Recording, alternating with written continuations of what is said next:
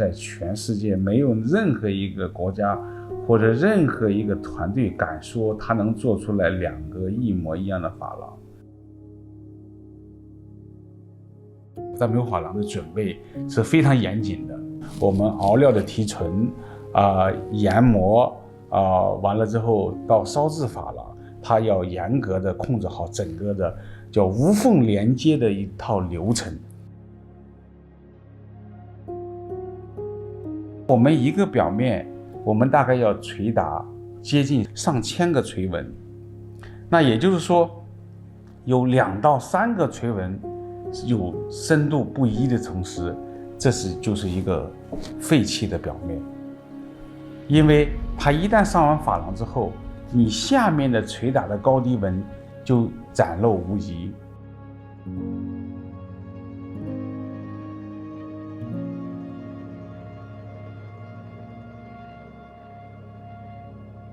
它的整个的这个色彩的调配，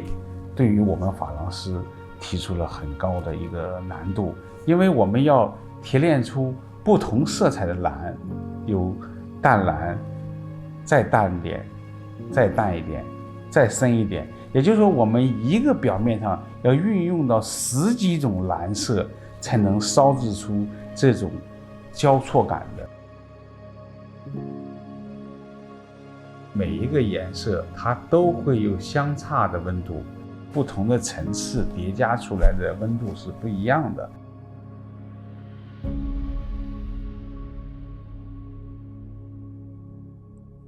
珐琅是双面的艺术，我们的正面做得美，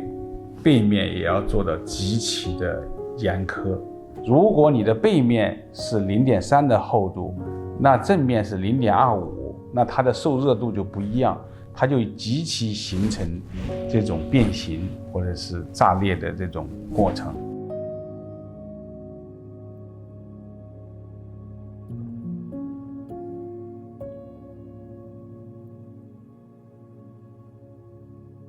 这种蓝色深邃湛蓝的表盘，它表达的方式是一种就像我们大海一样，放眼望去，或者是看到海底，它的颜色也是不同的在变换。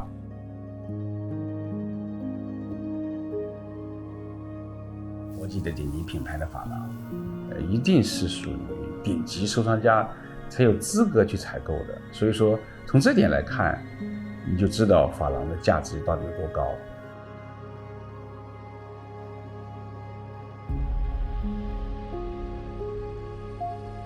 现在工业制造业非常的先进，现在拼的是不是简单的设计，拼的更多的是制造的一个细节，是制造的精密度，打磨每一个细节的传承，每一个细节的这个把握的这个技术的这种成熟度。高端品牌敢于与世界